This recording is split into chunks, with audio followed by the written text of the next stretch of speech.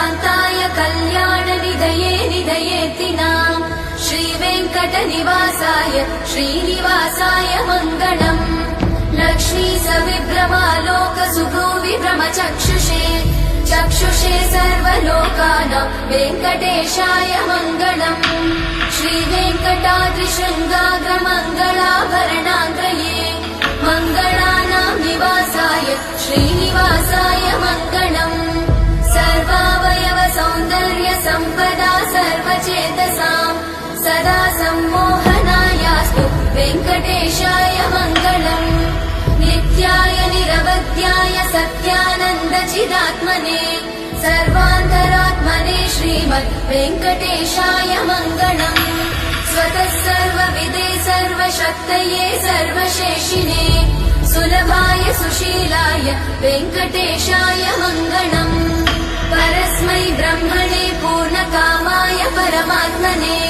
प्रयुञ्जे परतत्त्वाय वेङ्कटेशाय मङ्गलम् आकालतत्त्वमशान्तमात्मनामनुपश्यताम् अतृप्त्यमृतरूपाय वेङ्कटेशाय मङ्गलम् प्रायस्वचरणौ पुंसां शरण्यत्वेन पाणिना कृपया दिशते श्रीमद् वेङ्कटेशाय मङ्गलम् दयामृततरङ्गिण्यास्तरङ्गैरिव शीतलैः अपाङ्गैः सिञ्चते विश्वम् वेङ्कटेशाय मङ्गलम्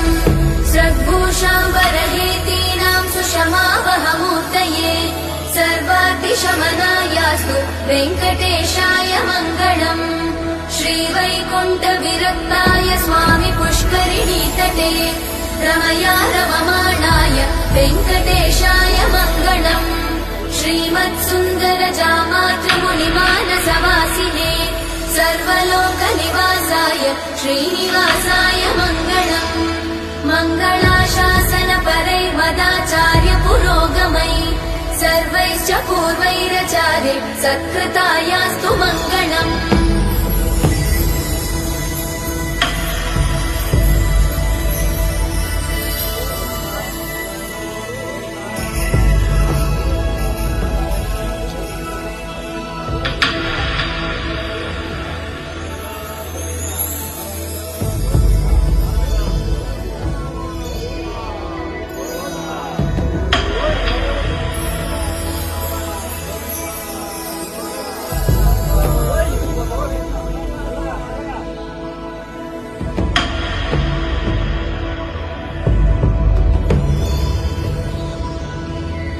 श्रियकान्ताय कल्याणनिधये निधयेतिनाम् श्रीवेङ्कटनिवासाय श्रीनिवासाय मङ्गलम्